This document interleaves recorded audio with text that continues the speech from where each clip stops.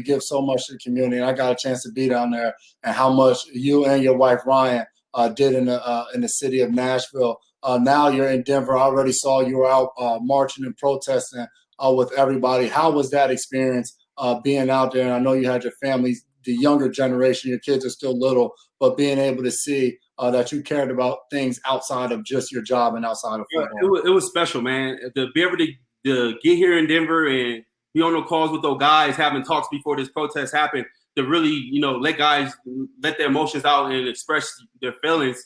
It was deep, because you hear different stories, you hear different sides of why people feel certain ways, and the reason why some people protest, some people riot, some people loot. You hear those different stories from these guys that didn't deal with it. And when that pain come out and you get out there and you get in front of those thousands of people sitting out there in the middle of the Capitol State building, just waiting for that speech, and those guys delivered, man. It was a powerful moment.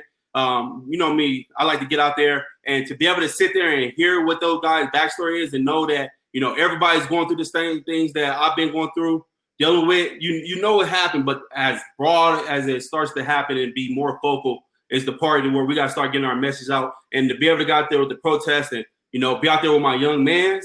That's the biggest thing, is letting them know that we got history to build, and we got a future to make sure we get right for our generations to come.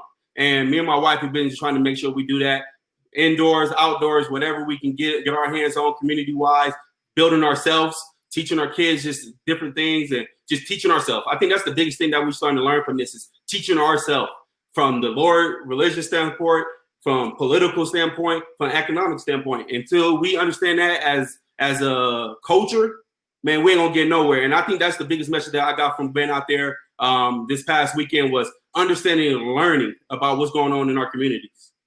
Yeah, how was it at the march? I don't know if you went to this one or not, but seeing like guys like Justin Simmons and seeing guys like Von Miller, who are now your teammates, and just seeing them be vocal in the community. How was that? When you're in a new locker room now, just getting to see, what those guys are about from the outside looking in.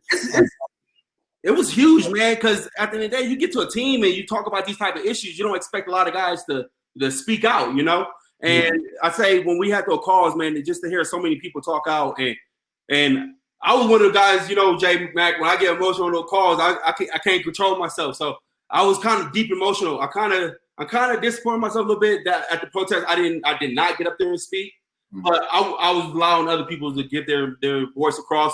I feel like, through the past week, I did a whole lot of talking in our meetings, and I just tried to take it in and see what other people's thought processes on this situation is. And it was great to hear those guys speak, because they are leaders. They have been in the lead for a while, and the community and the people need to hear us and those type of people deliver their voice. They need the main people in the organization to start speaking out.